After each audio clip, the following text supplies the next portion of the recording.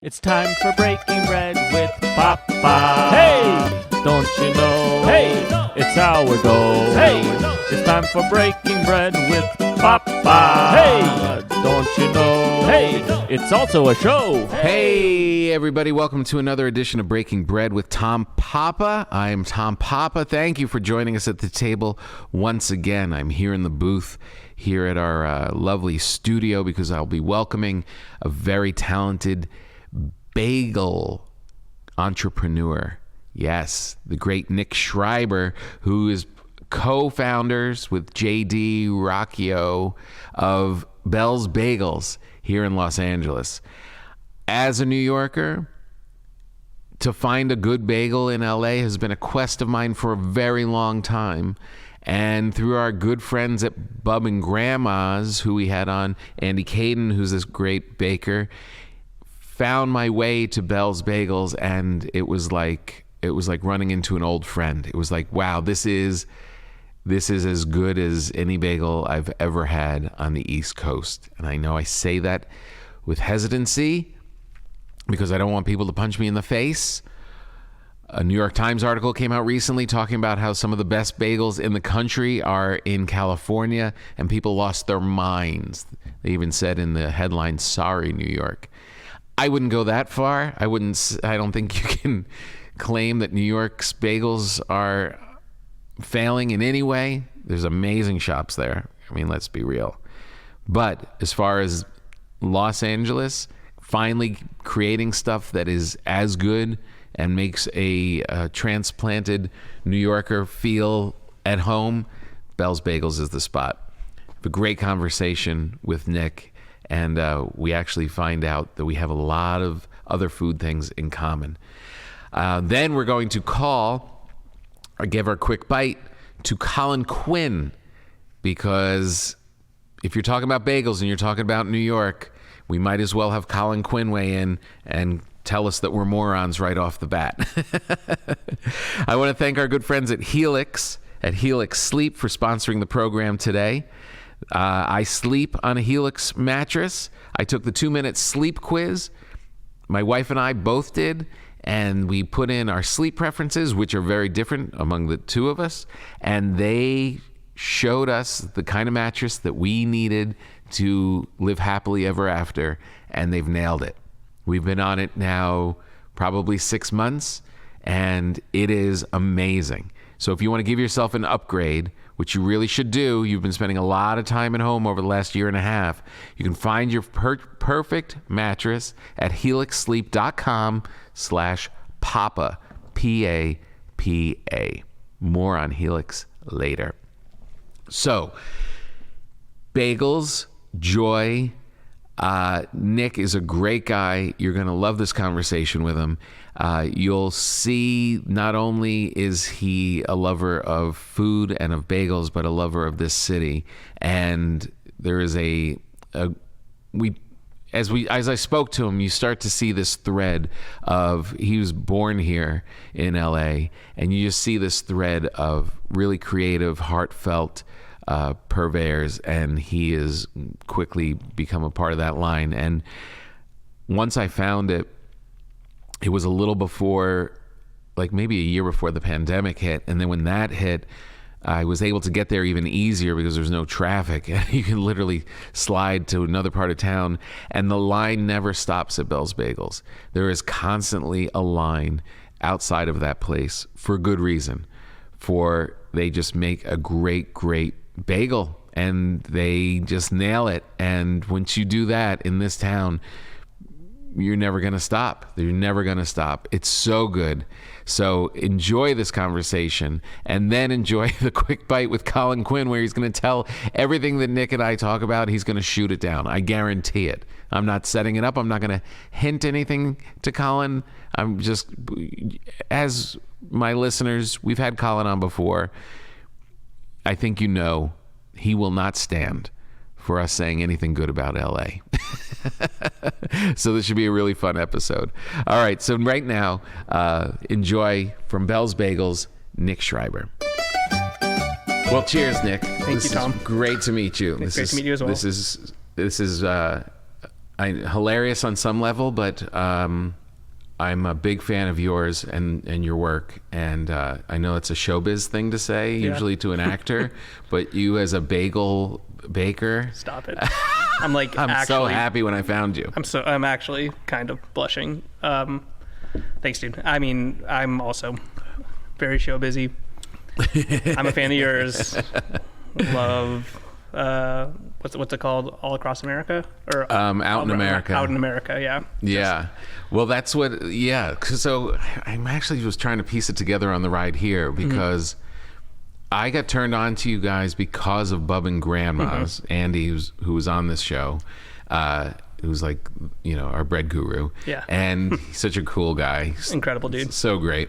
And so I, just doing the Instagram, who do they follow, saw you guys. And it was just at the time where I, from New York, living here, was really coming down hard on bagels. And I was like, I'm going to try and make them myself. And I started making them. And I was like, this isn't bad. Like I'm okay at this. And then got turned on to you guys, and I was like, oh yeah. Well, they're doing it. The thing about bagels is like they're not hard to make, but they're really hard to do very well and at a larger scale. That's where the whole thing comes in. Right. I commend all home bakers for getting into it, because that's honestly how I started making bagels too. Oh, you did? Yeah. I have like a background in restaurants. I worked in restaurants in college, Where'd you go to school? I went to Emerson College, Boston. Ah, nice. Yeah, I have a friend there now. Yeah, perfect. Student. He's a friend of my daughter's, really. I hang out with all college kids. Yeah. Listen, man. Which is actually a philosophy I'm trying to kind of adapt right now, because especially during the pandemic, it was like you could see where your parents head, and they're like every one of their friends is they just get together and complain about who's dying and all that stuff. Yeah. And I feel like I'm not there, but I'm coming over the hill towards that. Right. And I'm like, I'm going to get younger friends who don't care about their colonoscopies or... Listen, man, I'm 34 years old. I care about my colonoscopy too. You have to go way younger. Yeah, way younger, exactly. But yeah, I mean, I just worked in restaurants all throughout college. And then when I came back home, I started as a craft service guy. So I worked as a union crafty guy for quite a few years. So you grew up here? I grew up here. So when you went to Emerson, because that's usually the path is usually film, TV. Yeah.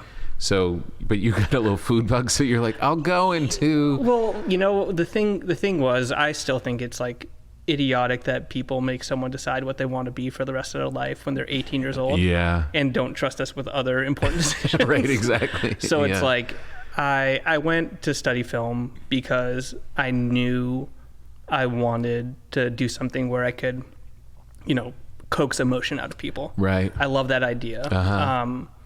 But film wasn't really the medium that I really felt that comfortable in. Food was always this thing that was just there for me. Yeah. And I started cooking at a very young age recreationally, and then I started working in restaurants when I went to college. Was it your family?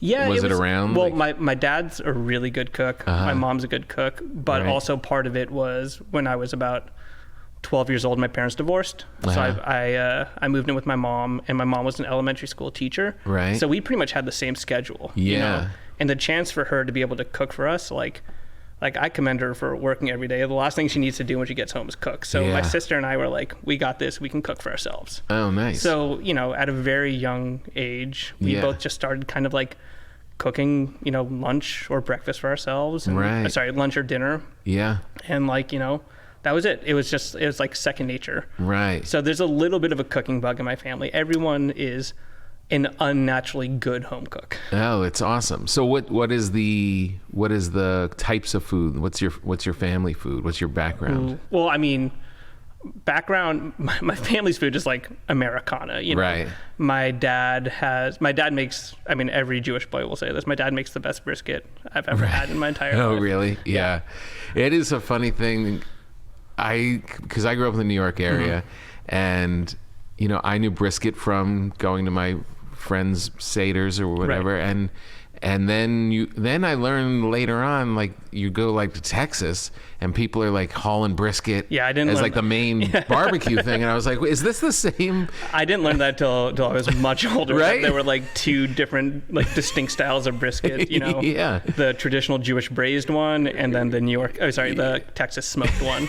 And I love them both dearly, but sure, nothing will beat my dad's brisket. No, I'm sure. The Lipton soup mix. Yeah, like the old school, just right. A little gefilte fish on the side. I don't know about that. I have harsh feelings about gefilte fish. Yeah, but that was a mind bender for me. It was like, wait, are these barbecue guys with the skull tattoos making the same meat that they were making in New York? I love seeing nowadays there's this like interesting middle ground that people are hitting between, you know, the various ways people cook meat. So like, you know, pastrami, for example, is smoked brisket as well, or navel. It, you know, kind of depends on what you're doing. Mm-hmm. But you have places like RC Provisions in Burbank. They make the pastrami we use, and they're doing more of a hardwood barbecue style pastrami now, you know, which was originally made pretty popular by that company Ugly Drum. Right. And it is just out of this world good. I love that meshing of the two worlds. Right. It's just... Yeah. I've heard that RC Provisions... Yeah, RC Provisions is the best in the city. They make pastrami for Langers. They make pastrami for pretty much every deli in LA. The Hat. Amazing. You know, they do it all. I once had a meeting with them when we first started using them. And... I was talking to them and I was like, it like blew my mind that they were making Langer's pastrami, because Langer's was such like a nostalgic place for me as a kid. Right. And so I was like, and they're like, oh yeah, we also make like the chili for Tommy's. And I was like, oh my God. I was like, really? Guys, you got to shut up. You're like destroying my like childhood perception of food. And they're like, I was like, next thing you're going to tell me you make like the mustard for Philippe's. And they're like, no, we don't do that. That's Mustard International and City of Industry. And I was like, stop it. No one's doing their own thing. They make Tommy's chili? Yeah, they make Tommy's chili. Wow. Yeah, that does completely... I know. Right. Yeah, because you see it and you're like, oh, what are they doing back there? Yeah, exactly. They're just pulling it off a truck? Yeah, they're just pulling it off. It comes in a tube. Oh my God. It's so good. It's good. I love that stuff. I only go to one Tommy's though. I will only go to the original Tommy's. That's the one in Burbank? No, the original one is on Alvarado and either Temple or 3rd, near downtown. That's the original one. That's the one my dad went to. Right. That's the one we would go to before Dodgers games. Oh, so nice. I'm just like, for me, it's like, it's only that one. I live right next to one and I still won't go to it. That's hilarious. I get it. I totally get it. It's all that other stuff is the attachment to it. It's exactly. We were talking off air before we started that about where your folks would go and stuff, and there was a great tiki place. What was the tiki place? They would go to Trader Vic's. Trader Vic's, right. I believe that was in Beverly Hills at the time. I could be wrong. You know, it's before my time. Yeah, and I brought up at my dentist's office is this great book that has all the old menus from like the 50s and 60s of or probably 40s even. Yeah, it goes back a ways. Yeah, and all the restaurants in LA look so magical. Like I'm sure some were dumps, but they had like a theme. Yeah. And they were like ornate, and they just seemed like, oh, it must have been fun back then. I know. I think that's why, as like a human being, I'm so attracted to the old LA restaurants. Yeah. It's just like, you know, obviously LA was different back then, but there's also something to say about those restaurants that survived like so long without really changing that much. Yeah. Musso and Frank's. Yeah, Musso and Frank's, Lowry's. Right. Damon's. Right. There's also this incredible... So there's this place in Glendale called Maury's, which is a teppanyaki place like Benihana. Right. And the story I've been able to deduce is that Maury was one of the original Benihana chefs. Oh, really? And then as time went on in like the 70s or 80s, he kind of split ways with the company Benihana and opened up his own teppanyaki place. And it is just like, you don't really see many ma and pa teppanyaki places that exist outside of the Benihana's bubble. Right. But it is so wonderful, and he's there every day. Still answering the phone. Really? Or working the bar or That's hosting. Amazing. And it's just like, I live for that shit. You know? Wow, it's the best. It's also like, these old institutional places are just like the type of places where, almost everyone feels welcome and it's a comfortable place for everyone to dine. And I think as like a native Angelino, that's just like so important to me in food. Completely. And all right, so you're a native Angelino. So this is the puzzle for me coming from New York. Like now, like looking through that menu book and seeing all these like this tiki place and this crazy the Derby and like all these crazy things. And now there's still great food. I mean, LA is so inventive in so many different neighborhoods, but they're like tucked in a strip mall. Yeah. Or they're like they're kind of faceless. But the food's amazing, the talent is off the charts, but there's not that thing. And maybe it doesn't exist in New York as new places either. Like maybe it's just an era. But it might be. I mean, I feel like as LA has changed, especially in the last like 10 to 15 years, as it's become less and less affordable, what I would say like the real talent is like, all they can really afford to do is like go faceless, Right. It's like where else can you set up if not like in a strip mall, True. Yeah, you're not spending all your money on the I also personally I believe to some degree, design is kind of a Band-Aid, for poor food. For bad food, yeah. Yeah. Like if it was probably true back then of all those like menus we were just talking about.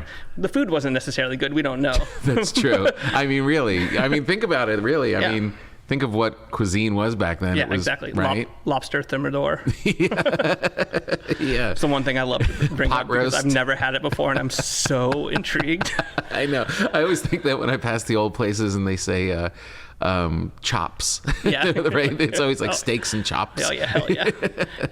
But yeah, I mean, I just think that as the city has gotten more expensive, people, they put their money where it's important to them. And whether it's branding, I mean, if it's branding, more power to you. Right. If it's food, more power to you.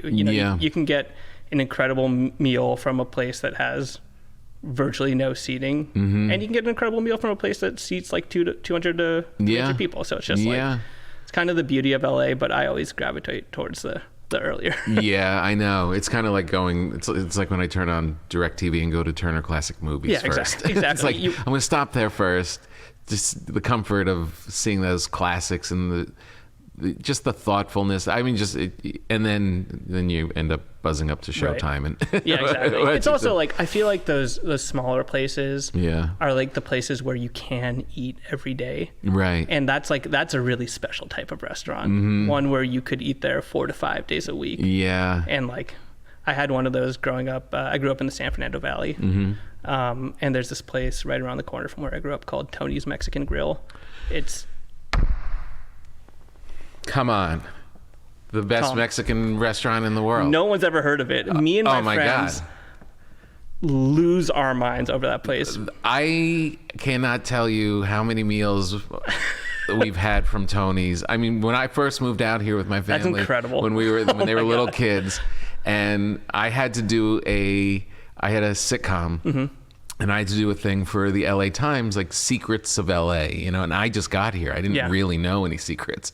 And I was like, but my friend Pete swore by Tony's Mexican Grill. And I tried and I was like, oh my God. So I put it in the thing and they took a picture of me in the booth. Remember when they had the mural? Like that like Aztec mural. Yeah. And they had the, and they took my picture and I did a thing and I gave a shout out to Tony's and they put my picture in the newspaper. It's probably like framed on the wall and I've walked by that probably a million times without actually reading it because I was like, I don't need to read this shit. I know that this shit's good. I know. It's actually not there anymore because they painted, so they took it off. And it's very upsetting. Yeah, I'm sure. So I keep trying to get back in with that. Yeah, is the best Mexican restaurant ever. I have such a place in my heart with them that I actually can't tell if the food's good or not, because I will tell you that it is the best meal I've ever had. But it was so good. It was Mother's Day a few weeks ago. My mom was just like, let's just get food from Tony's. I go there now. A lot of the same people work there, except it's the owner's daughter that kind of runs the show now. Right. And we're around the same age. And she always like checks in with me just like her mom did. It's like, how are you doing, sweetie? How's your mother? Like, how's everything going? And like, that's just like the best. That's so great. You cannot beat it. Wow. We're going to be friends. Yeah. Really. I mean, that place is it was like at least once a week for 10 years. Let's order from Tony's. Yeah. That was like several times a week when I was in high school. Me and my friends just would go there every opportunity we could. It's been the killer during the quarantine was the lack of fruit. Oh yeah, the fruit bowl. The fruit bowl and that little special sauce they have with it. Yeah, they didn't have that. I know. I don't even know if it's back yet. I don't think it's back yet because I just got food from them, and they didn't have them. But yeah, we so good. It's so stupid how simple it is, but it's so good. I know. I mean, that's the other thing. Like Mexican food here is just completely off the charts, and I have friends that are telling me of these taco spots and all this great stuff, and there are. And I always feel like, as a white guy from New Jersey, do I really have the cred to like? But every time I point it out, it holds up with any. Listen, I mean, like, if food tastes good, food tastes good. Yeah, right, exactly. At the end of the day, good food tastes good. Yeah, no, you're right. But food made with love. I am of the belief system that like you can taste when food is made or was made with love. Oh, 100%. So like, I just, when I eat Tony's, that's what I feel. I'm just like, and that's what those nice warm hug. That's why those places that we're talking about, like that you gravitate towards. There's like that. They always say goodbye to you on your way out. Right, There's a family kind of feeling. It's the feeling, and it's that thing, and that's why they're in business for 50 years. Yeah. I mean, completely. So, okay, so this is funny. Then this will bring us way back to where I got off track. Was not that we're on track, but it's something that I had in my mind. So I gave a shout out to Tony's on Live From Here and Out in America. And it might have been in the same one because it was talking about LA. Maybe that would be funny. That would be funny if it was us and them side by side, and I didn't even realize it. So I got turned on to you guys from Andy. Mm-hmm. I start sneaking off and going to your spot, and then during the quarantine, it was even more. But that was after Live From Here. So I did Live From Here, and I mentioned you guys, and was so psyched to do it, and then to hear that my mom lost her mind.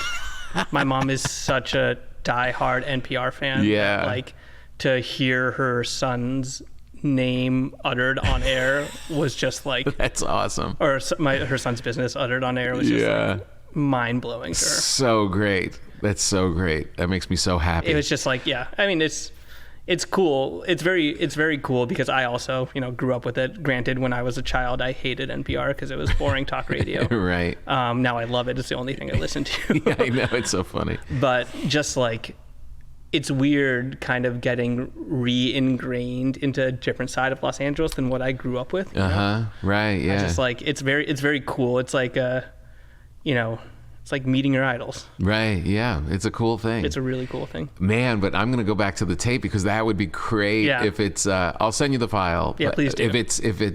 If Tony's is in... It's got to be. I don't think I did more than one LA. So I'm 90% sure that Belle's Bagels and Tony's is in the same one. It only means that everyone in my family was so excited to hear Belle's name that we just didn't even focus on the Tony part because we would have probably had the same reaction if they were like, oh my God, Tony's, because it really feels, I don't know if it's the same for you, but it still feels like it's one of those undiscovered gems. Like they've been around since, I want to say like 94, but like, not that this matters at all, but they don't make it onto like any lists or any like best X, Y, or Z. Well, but, like, it's like, so fucking what? and there's only a handful of tables. Right. And there's, again, in a little strip mall in the valley. Yeah. So, it's, the cool kids won't really find it, but until they do. Right, exactly. Yeah. Okay, so you're baking bagels at home and you're cranking them out. So you're figuring it out and you're... Yeah, I mean... Did you get good at it pretty early? Well, so basically the way this all started was I was living with my then roommate, now business partner, someone I also went to high school with. Oh. And we were kind of just talking about, one morning we were a little hungover, how like all of our favorite bagel places had closed down, you know, over the years. And all that was really left, this was back in like 2011, 2012.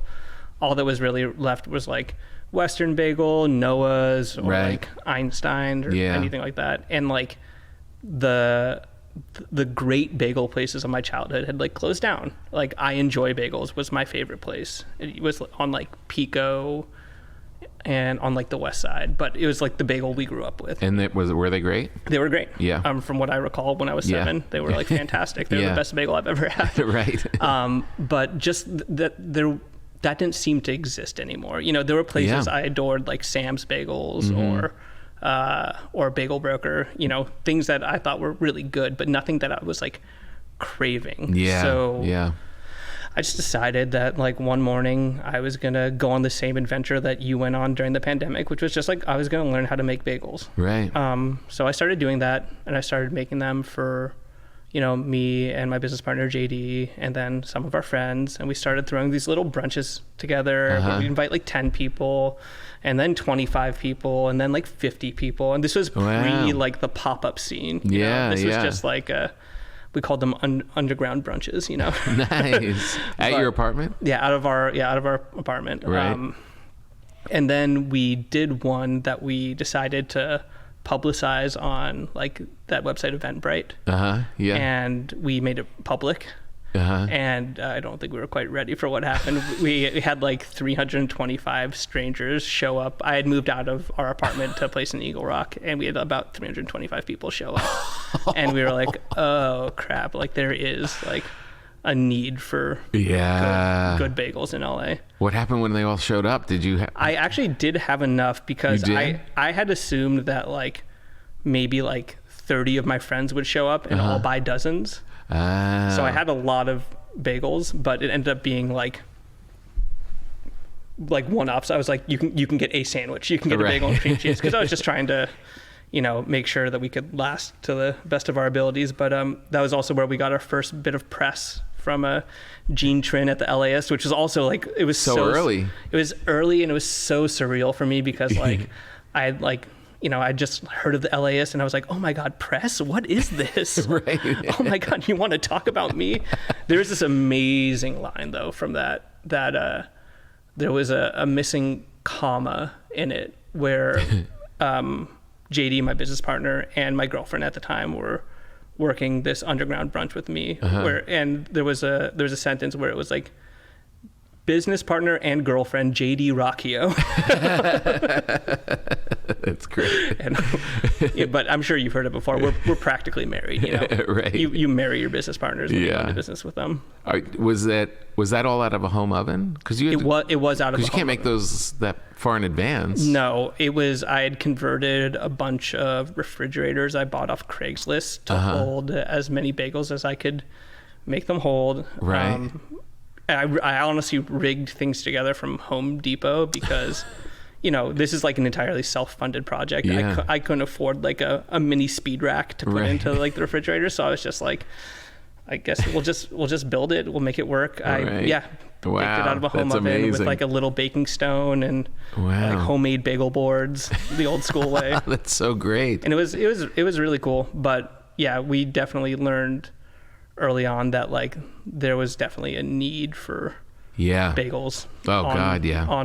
On a bigger level out here. And you know, it's an interesting thing. I saw a quote, I forget where it was, but the big mythology is that it's the New York water. It's the water. And I have a friend that makes pizza, Vito's Pizza, on La Cienega, and he says the same thing with the pizza dough, and he's like, it's not, it's the baker. It has nothing to do with the water. It's definitely not the water. I've been a harsh not the water-er for a very long time.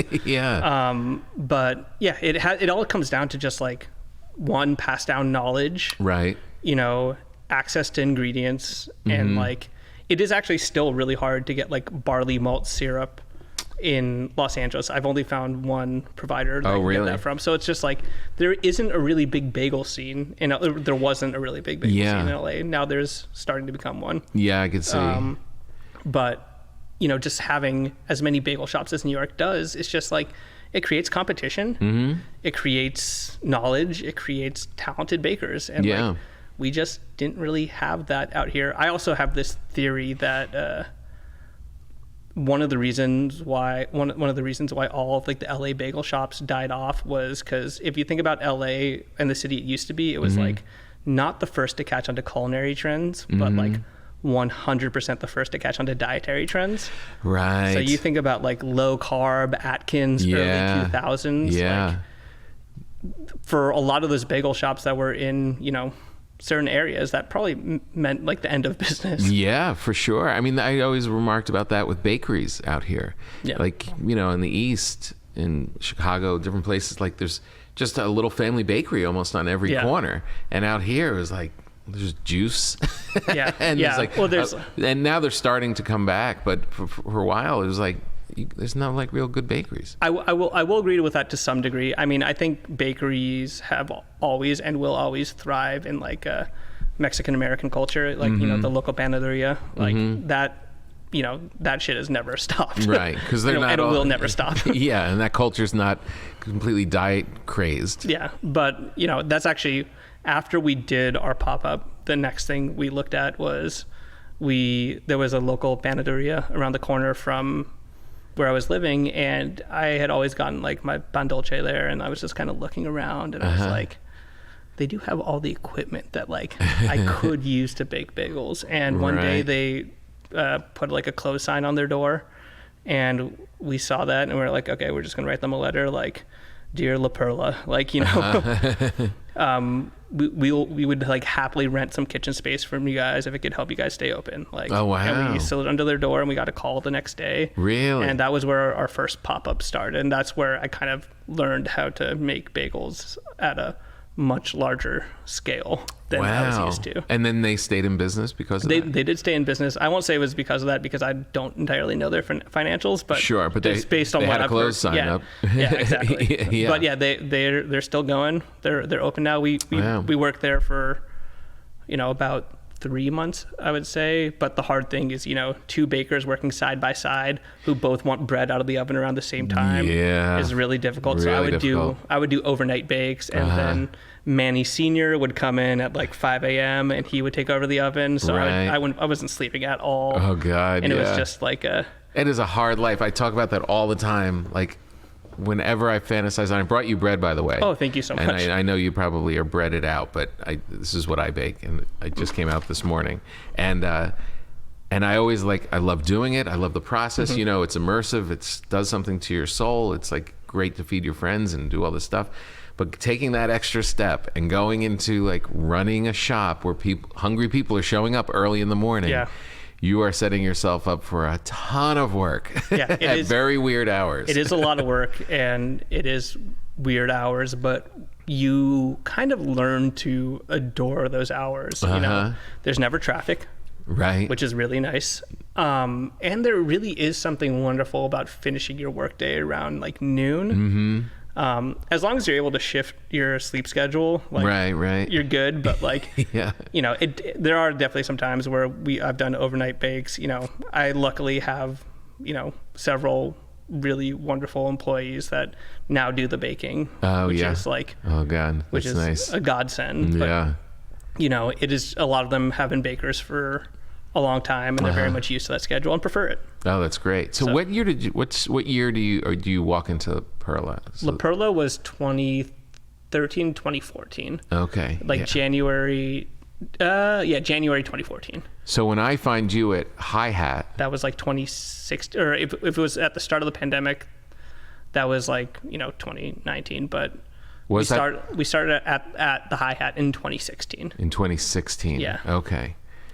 Yeah, I was there before the pandemic. Okay, got it. And then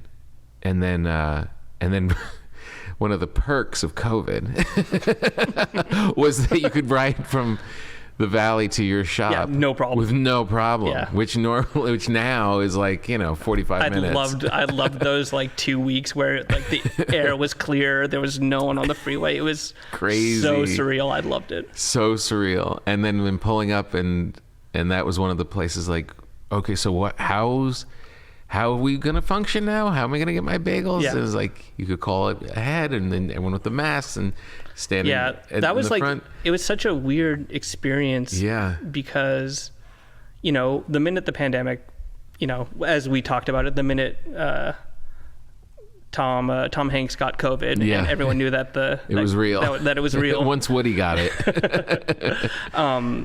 We had a quick conversation with our employees, and we're like, listen, if you want to work, that's totally okay. If you don't feel comfortable, that's totally fine. But for whatever reason, our customers felt very comfortable with our setup. One, because we were all outdoors. Mm-hmm. Two, because like socially distancing was already something that was kind of built into the way that we functioned. Right. So we were able to, with the help of a couple of our employees, come up with a really good workflow. Right. To make sure that both our customers and our employees felt comfortable. And so like we haven't closed at all. We hadn't closed at all during the whole COVID-19 outbreak. Amazing. Until one of our employees got it, but that's a right. But that's when you moved across the street. Yeah, we had moved across the street. Because Hi-Hat is a music venue, really. Yeah. So right. Yeah, it was. We always made it seem cooler. I was like, I as a dad coming from the valley, I was like, oh, I'm in the know. Like I'm buying bagels from a rock club. We always lovingly refer to ourselves as LA's #1 bagel shop and music venue. Right. Yeah. Competition was stiff, but we somehow came out on top. But yeah, that was actually post La Perla. We were just walking around. I lived in Eagle Rock. My business partner lived in Highland Park, and we were just trying to figure out like how we could keep this going because again, we didn't have a ton of capital. We have like no investors. It's still entirely self-funded, and we were just like, La Perla was rough. Mm-hmm. Baking side by side with someone is difficult. Sure. For both parties.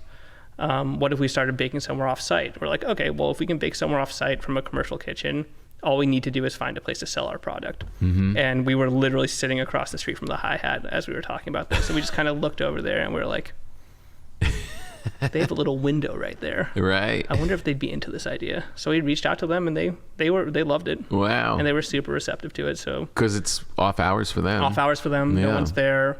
Honestly, we would not be in the place we were today if it wasn't for Ross and Mike and Dustin from the Hi-Hat. And right. They have been super supportive of us and just very cool. It was a very cool experience because they kind of just put total trust in us and they're like, sure, you got it, no problem. Right. And it really helped us become who we are today. So you weren't baking in there? No, we've gone through 3 different bakeries. Really? Yeah, we started at this bakery in Pasadena, a shared kitchen. Right. Where we had just a little tiny corner of it. And we're like, after about a year, we're like, this is great, but like, we need more space. Mm-hmm. So then we moved to a kitchen in City Terrace, the same kitchens that Andy used to bake out of back in the day. Okay. And we worked there for about a year. And then we're like, oh, this is like, we need a little bit more space. Yeah. So then I ended up reaching out to the people who owned the bakery that we used to work out of in Pasadena. And I was like, if you guys ever want to get out of the shared kitchen game, just like let us know. And they like got back to us immediately and we're like, yeah, we want out. Oh, we're done. Yeah. Belle's is basically like a series of me reaching out to people and being like, if you want this, right. Perfect like we timing. can help out. Yeah. Yeah. And it has been perfect timing. I feel like extremely lucky, but, yeah, we just reached out to them. They're like, yeah, we want out. So we ended up taking over the lease on that place. We kept all the tenants to help subsidize our rent. Oh, that's great. And so you had an inkling that you had a good product when you were doing the pop-up back in the day. And then is it a consistent product as you were going along? Like where did it evolve? It definitely evolved. It still evolves to this day. Uh-huh. I'm a firm believer that like, as someone who works in food, like, you can't get complacent. You have to always challenge your own thoughts and what you thought is good, what you thought was the best, because that really does change over time with experience. So still to this day, we still tweak things. I mean, we tweaked something pretty like major last week. Oh yeah. We ended up we used to wrap all of our sheet trays individually with bagels. And now we went over to like rack covers, which changes the texture on the crust, which to what? It gives it a much thicker crust.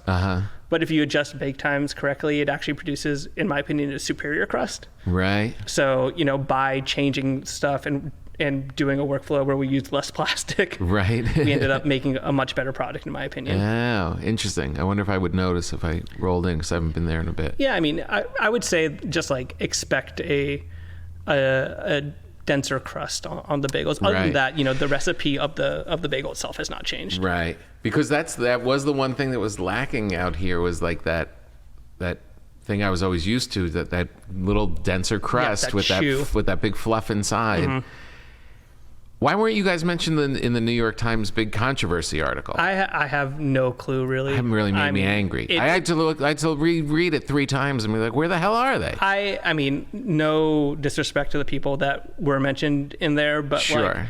There are 3 other bagel people that work very, very hard, and I think make incredible products that also deserve to be mentioned in there. It's just like, I think they chose to focus on the newest of the bunch. Right. And it was, just for our listeners, the New York Times came out with an article that said the best bagels in America? In America, we're in Los Angeles. In Los Angeles. Sorry, New York. Yeah.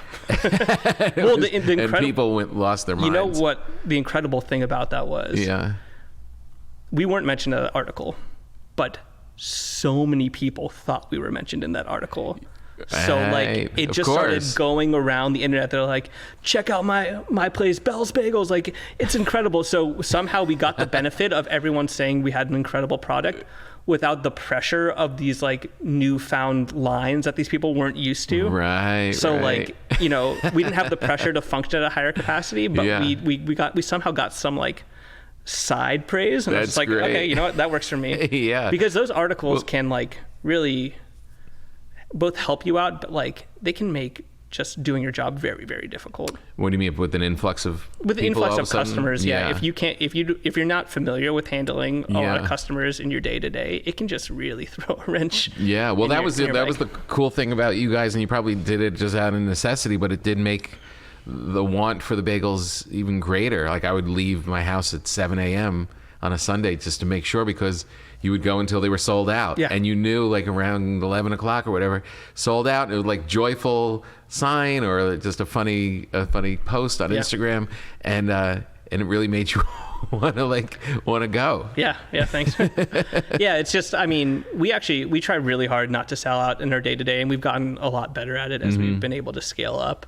But, there's still some people that just don't get that, like, good bread is only good bread for that day. Right, I know. And like, you can kill your margins if you overproduce. Right. Both on labor ends and on product ends. And it's just like, you really have to aim for that sweet spot in your day to day, especially if you're using higher quality ingredients, which we choose to use as well. Well, here's something that I didn't, that I haven't done, and I almost didn't want to tell you when I was driving over, because on your Instagram posts, they're so beautiful. But I'm such a traditional, I just grab the bagels and the schmears and go home and do it. But your sandwiches are kind of like are they the star? I would say you have these beautiful shots of the bagel opened up with these gorgeous sandwiches, egg sandwiches and stuff. And I'm always just so impatient. It's like the guy who doesn't want to order at Starbucks and wait around. I'm like, just give me the dozen and get me back in the car. I like your type more, just because like with sandwiches comes with infinite customization. Oh God, like especially in LA. Yeah, exactly. Bagel, scooped, butter, capers. That was my favorite one. Right. Yeah, just because when you cut it open, it was like totally hollow on the inside, and it was just like kind of buttery, and there were capers rolling around everywhere. That was still to this day one of my favorite ones I've ever made. But yeah, I mean, it's... Yeah, to specify, it's got to slow everything down. Yeah, and like, we have a great staff that, knows their shit and is just on top of it. We pump out a lot of bagel sandwiches in a day. I would say it's probably 30% dozen, 70% sandwiches. Wow. There's places in New York, wasn't H&H like no sandwiches? I don't know. Back in the day? It was just bagels. They were just cranking out bagels. Yeah, we went through phases where we would do like no sandwiches, just dozens. But like at the end of the day, you know, our goal as a bagel shop is to be everything that we can be for everyone. Right. You know, so we want to be able to provide the dozens for the people that just want, you know, a dozen bagels and a couple things of schmear and like head out. Yeah. But we also want to be able to make egg sandwiches for, you know, people that want them, or a lox sandwich for people that want them. Well, and it's also, you start running more of a restaurant. It's always hard to make money just out of dough products. Right, exactly. I mean, the margins are great, but labor's high on dough. And right.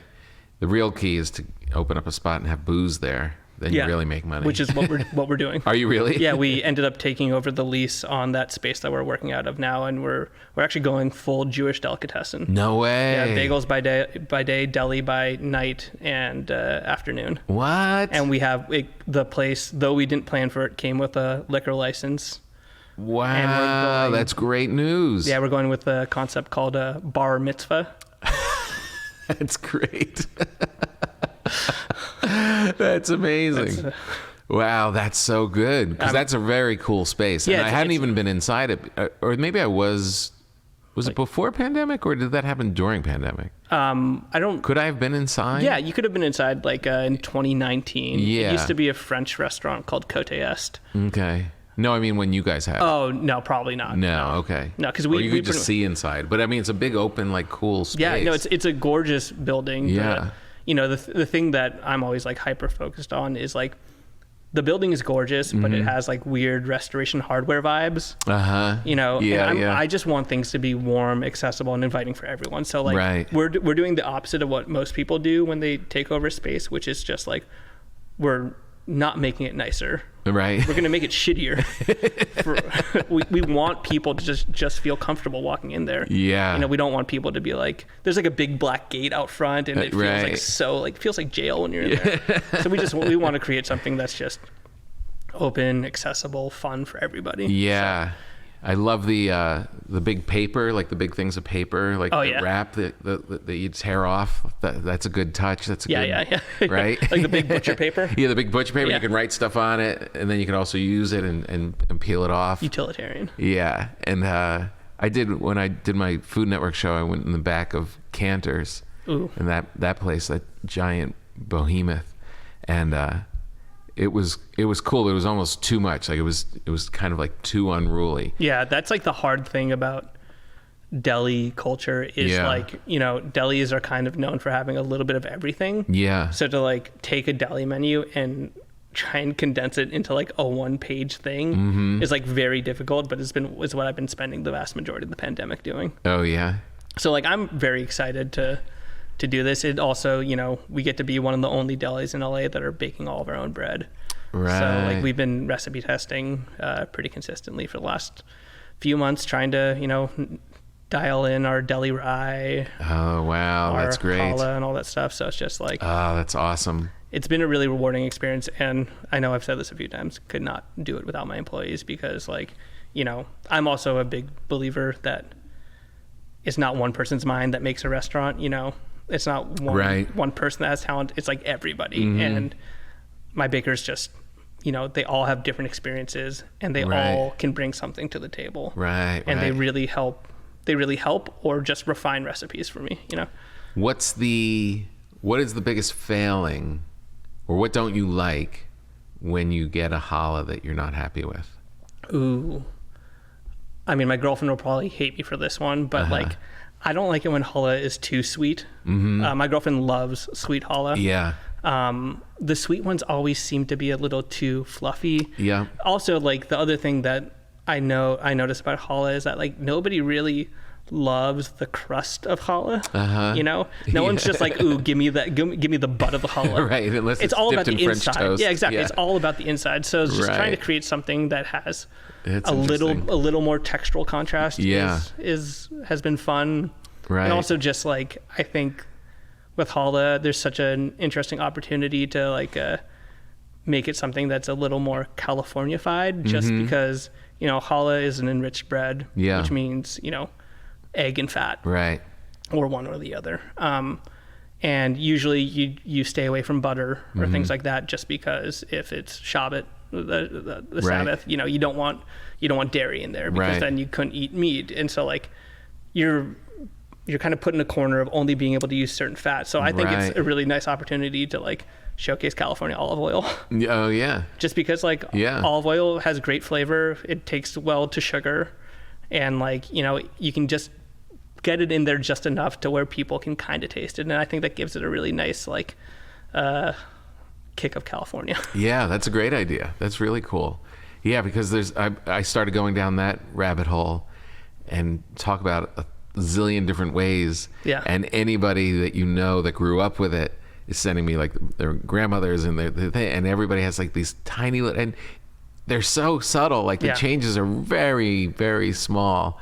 And it's really funny because then you try and do it and you bring it back to that person and they're like, yeah, this is good. That's honestly, but there's no way, because grandma didn't make it. My harshest critic is my girlfriend, because she has such nostalgia when it comes to like deli food that I know there's no one that will be more critical of it than her. So if she likes it, then I've hit the gold mine. The jackpot.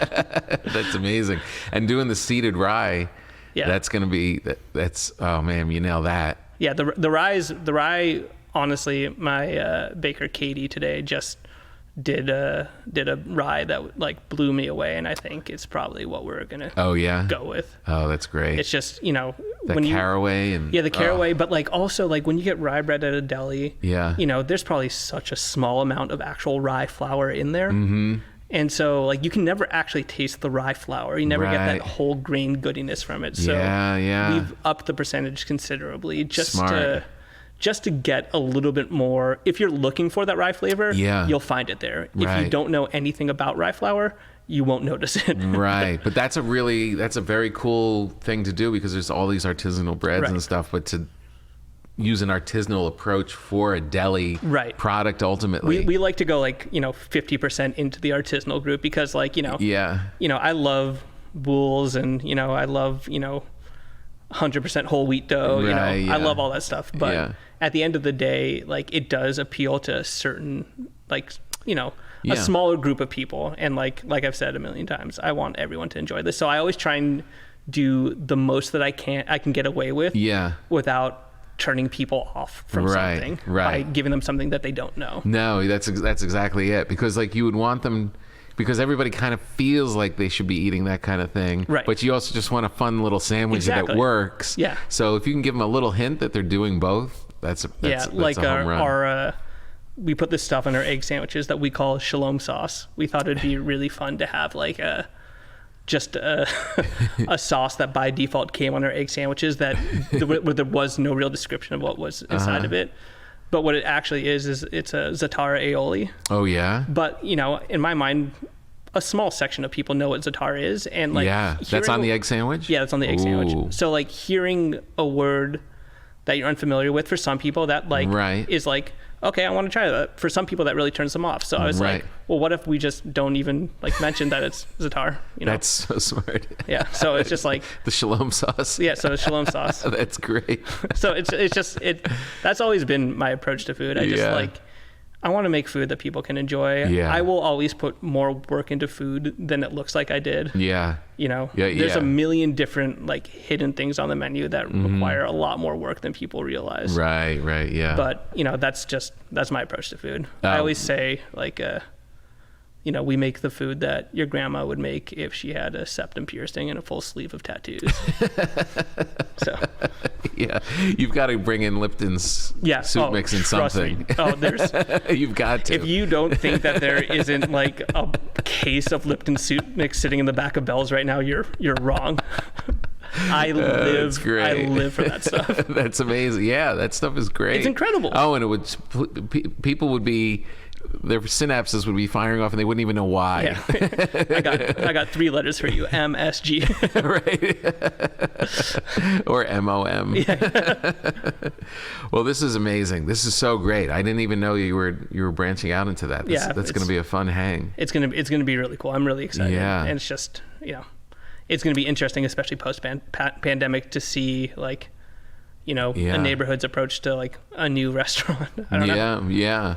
And it's, and going all the way back to the start of our conversation, like what you're kind of painting when you're telling the story of what you're going to put in it and how it's going to be decorated and all that kind of, it's kind of like flipping through that menu book. Exactly. Of like, that's going to be more than just a faceless place. This is going to be a spot. I don't want to sound like an egomaniac, but like I like dream of becoming an institution, not in the fact that like, people are like, you got to go here, but just to be remembered in like the grand scheme of LA is just like so totally cool. Just to be able to like give back to the city that I grew up in. I'm like a diehard Angelino. Yeah. It's just like the coolest thing in the entire world. Yeah. No, there's got to be a black and white shot of you. Yeah. Like shaking hands over the counter with your apron on, and that's going to be the classic shot they show 50 years from now. Exactly. We're trying to get a really poorly photoshopped wall of us shaking hands with different celebrities. Yeah, like Jimmy Carter. Yeah, exactly. LBJ, all the classics, right? Exactly. Yeah. John Wayne. That would be really funny. That would be great. Well, this was awesome. This was so cool. I'm glad we got to sit down, and we should really go for a meal in one of these classic places one time. I'm totally that would be down. Really fun. Take you to Tony's. They know my name there. Yeah, that would be great. Oh, that would be good for them. Like if they could see the two worlds collapse. Like, how do you guys know each other? That would be very cool. And I know that you're floured out in your life. No, I still eat bread every day of my life. All right, well, let me know what you think. I just don't eat bagels. Do you not eat bagels? Or you've gotten completely... I have a bad habit of ripping into one bagel and just kind of leaving it around the restaurant. I'll just take a piece of it and I'll dip it in cream cheese and I'll go somewhere. Right. I like to try them almost every day, but like I never want to eat a full bagel. Yeah, that's a lot. I still, it is every single day. Every single day. My business partner eats one pretty much every day. Oh, really? But sometimes even like the smell of everything seasoning can be like mildly nauseating for me, just because like, you spend so much time around it and you learn to like hold grudges against it. But there's the other side where you stop smelling, like you stop noticing it, right? Yeah. Like I remember being at Aveda in the mall years ago. I was like, I love the smell in here, and the girl working behind the counter was like, I don't smell a thing. Yeah, I've been here for 5 years. I don't know what you're talking about. Yeah. No, you definitely go through phases, but like the smell of like hot boiling malt water in the morning is like wonderful and mildly nauseating. The smell of everything bagels, just because you leave if you bake that day, you're literally covered from head to toe in like everything seasoning, and like we like to call it bagel sand, right? Just because you'll go home, you'll be wearing a hat all day, and you'll come home and be like, how did I get this like sesame seed in my hair? But it's great. It's I love doing what I do. Yeah, it shows. And that's why those people are lined up every week. Every day outside that place. It's got to feel pretty good. All right, let me ask you one final question. Yeah, let's do it. Because you are such an Angelonian, and it's very popular in the talk from the pandemic on of people fleeing the state, fleeing LA, and moving to all these different. In the comedy world, there's a lot of people going to Texas and to Nashville, and it seems to be like people are kind of shitting on our fair city. What is that all about, and do you think it'll last? And have you seen it before? Personally, I haven't really seen it before. It's something that I struggle with too. I've thought about leaving LA, not because I don't love it. I love it more than any other city. But for a lot of us that are born and bred here, the chances of us making enough money to be able to survive, live, buy a house here, the opportunity just seems to get pushed further and further and further away. So I understand it 100%. I get why people want to leave, especially those that have spent as much time here as I have. Yeah. But, I think for all of them, and myself included, Los Angeles like lives on forever inside of you. It's the native Angelino is a dying breed. Right. But like, we all want to stay here. It's just like, can we really afford it? And like, right, yeah. Not always. Which is crazy because there's 10 million people here. Yeah, exactly. You know what I mean? Yeah, like, it's just in the last like 15 years, the cost of living out here is just like astronomical. But like, yeah, I mean, to those that moved here to see what LA was about and have left, right? I'm kind of like okay, cool, yeah, that's great. Yeah, right. But you didn't belong here anyway. But those of us that grew up here, like I pray for a day that like everyone who grew up in LA could live here forever, because you deserve to live where you grew up. Yeah. Imagine not being able to live in your hometown. I know. That's what happened to Manhattan. Exactly. Like it just became like insane. But, things do shift. And yeah, I think I'm hoping everybody took a shot in the nose over the last year and a half. So maybe it'll level things out a little bit. I've definitely thought about that. I've definitely kind of hoped for that. Maybe. Yeah. But I know. But yeah, I would like to live in the LA where that my parents described, where it's just like LA's a melting pot, Yeah. You have people from every different culture, every different society living out here together. Yeah. And like that's what makes LA special. So I just truly hope that never goes away. Yeah, I don't think it will. And we'll be getting hammered at bar mitzvah. Yeah, exactly. Figuring it all out. All right, Tom. All right, man. Thank you so much. Thank you. Of course. Oh, that's good luck. Foul. Yeah, that's good luck. That's what people do. Should I step on the bottle? No, don't get carried away. So there's our conversation with Nick. What a cool guy. Much cooler than I even anticipated. He reminds me of so many people that I've hung out with in my life, and we're going to Tony's Mexican Grill, that's for sure. We're going to walk in there and blow their minds. They're going to be like, how the hell do you two know each other? And then we're going to go to Musso and Frank's. As long as he has time away from his bagel shop, I think we're going to eat our faces off through LA. Thank you to our friends at Helix Sleep. Like I said earlier, I have been sleeping on a Helix mattress now for about 6 months, and it is really just the future of mattresses. I mean, all those days of just going into a shop and just picking something off the floor, and you kind of lay on it, and what kind of research is that? What kind of helpfulness is that going to be in your ultimate desire for a good night's sleep? And that's all you really want. You just want to be able to sleep, for crying out loud. It's so hard to sleep. You don't need your mattress to be one more thing that is stopping you from sleeping. You've got your worries, you're eating weird foods, you're drinking strange things, you're sleeping with weirdos. There's a lot of things that compete with your sleep. The mattress should be something that helps you. You take their 2-minute sleep quiz on helixsleep.com. Wait, is it helixsleep.com? Hold on, let me make sure. I don't want you to send you to the wrong place. You just go to helixsleep.com/papa, P-A-P-A, and take their 2-minute sleep quiz, and they'll match you a customized mattress that'll give you the best sleep of your life. The mattress comes right to your door, shipped for free. You don't ever have to go to the mattress store ever again. Number 1 best overall mattress pick of 2020 by GQ and Wired Magazine. Helix is now offering up to $200 off all mattress orders and 2 free pillows. Delightful. For our listeners at helixsleep.com/papa, P-A-P-A. I guarantee you, if you're in the market and you want to improve your sleep, this is the way to go. It comes to your house, you pop it open, and you'll live happily ever after. If you don't like it, they will take it back. They will take it back, no questions asked. You can't lose here, folks. You really can't lose. 10-year warranty. Try it out for 100 nights, risk-free. So come on. If you need a new mattress, if you're thinking about it, go take the sleep quiz, and you will live happily ever after.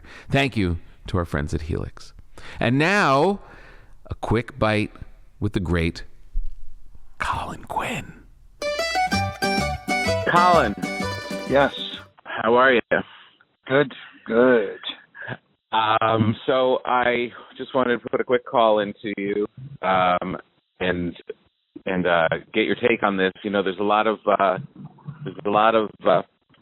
push in California to try and get New York bagels, New York style bagels, or at least bread. Well, add a little. They're trying to make bagels in California. Is basically it. And I was like, well, we're coming from New York, and that's kind of the place where it all happens. Yeah. Check in with Colin. Yeah. Well, I mean, I'm trying to remember if I must have had bagels in California. Yeah, of course I did. At those delis, Nate and Al's and Jerry's and stuff like that. Yeah, I've had bagels. Right. Yeah, they were okay. Not so bad. No. But I mean, how are they going to make New York? I don't understand what their strategy is. What do you mean? You're saying they're trying to make New York bagels in L.A.? Well, they're trying to make bagels that are as renowned as they are in New York. Yeah. It's kind of the LA thing with not just bagels, but with everything, where you're trying your best. Yeah. Well, I mean, like pizza. I know they're always trying to make pizza the same. Right. Exactly. But there's something off with the pizza. I know that much. One time when they opened Mulberry Street Pizza, Yeah. Kathy Moriarty was in there, and the whole thing was they got the water from New York. So one time, even in Leno, he goes, "Yeah, this new place, Mulberry Pizza, it's got the New York water. That makes a difference." And then one time I went in there and I was talking to Kathy Moriarty. I knew a little bit, and I go, "Is it true that the pizza here is you guys use New York water?" And she looked at me so disappointed. She goes, "Colin." She thought I was like, intelligent. We've been having conversations. She goes, "Colin, think about it. Yeah, what do you think people fly plane loads of water every day?" I was like, "Oh yeah, good point." She goes, "How would you transport water from New York to LA?" I never thought it through. Yeah, it's not happening. I would go, but Kathy, Jay Leno said it. Yeah. I don't know what they're going to do. I mean, it's the water, isn't it? What everybody says. Well, yeah, everybody says it's the water. But then I was talking to my friend who's making them. He's like, it's not the water. It's just about the person making it and whether or not you can do it. But But is there any? Do you think there will ever be an end to L.A. and New York's relationship? Well, I mean, first of all, I can't even believe that there is a difference, but I can taste it in the pizza and the bagels. I know. So it's like if you told me there's a difference, I would say no, there's not. But yet I can taste it. So what does that mean? What is it? The bread? I mean, you got to get to the bottom of this at some point. I know. Yeah. I mean, why would L.A. Here's the problem with L.A., which I've said many times, is they were famous for what they were famous for, which is the good life, the American dream. So, don't worry about bagels. You know what I mean? If they were going to worry about making bagels, that should have been like 1938. You know what I mean? Yeah. Like all the studio heads that came out of the Lower East Side, they had the power and the money to actually fly all those original bagel guys, back when bagels were really bagels, off of like Delancey Street and put them up, and they would have done it in 2 seconds. So if it couldn't happen then, it's not going to happen now. Right. It's true. That is their thing. Their thing is, oh God, there's a man with a saw. Oh, yeah, their thing is just about about living a better life. Why fight it? Why try and get as good pizza? Let's just let the New York have that, and we have the ocean and 72 degrees. Yes, and you guys have great Mexican food. You know what I mean? It's like you can't have everything, but that's the beauty of LA. That's what, no, we're supposed to have everything, and they are. Right. It's supposed to be everything is perfect. So I understand the goal, but it's just like I said, if it was going to happen, it would have happened in 1938. It would have been like Harry Cohn and Samuel Goldman and all those other guys would have been like, hey, listen, we're going to get Morty from Eldridge Street Bagels. Remember when you were a kid, and they'd fly him out there, put him up, right, in a fancy home, and have him make bagels. Right. So it didn't happen then. Now nobody has that kind of power to do that. Yeah, so it's over. It's funny. How many bagels do you eat a week? Do you even eat bagels anymore? It depends. Like last week, I ate about 2 bagels, and for the 2 months before that, every week I ate 12 bagels, 12 to 15 bagels. Oh my God. Yeah. Yeah, that's amazing. 12 to 15. Yep. What's your favorite bagel? I like poppy seed bagels. You like poppy seed? Yeah, I think I might be a morphine addict, and I'm addicted to the poppy seeds, and I think I just like bagels. Oh, that's awesome. I would test positive for any drug in this. If they drug tested me right now, I'd be a dead man. Because of all the poppy seeds I've been ingesting all at once. It started, once COVID started, I was like, you know what? I'm getting back into carbs in a real way. Yeah. No more than it's like I'll have carbs once in a while. So I'm going back like it's 1975. I'm going that kind of carbs relationship.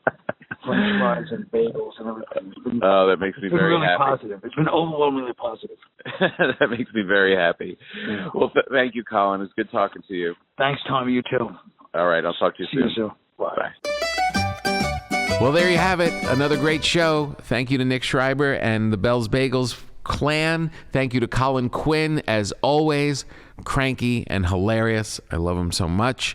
And thank all of you for listening. Make sure you subscribe. Don't miss out on a single episode. Make sure you get every single guest that we sit down at the table with. And make sure you give us stars and likes and all that kind of thing. Make sure you keep your comments coming. Let us know if there's anyone else you would like to talk about or any other subjects you'd like to dive into in the food and comedy world. And we'll be with you next week. That's it. Enjoy your day.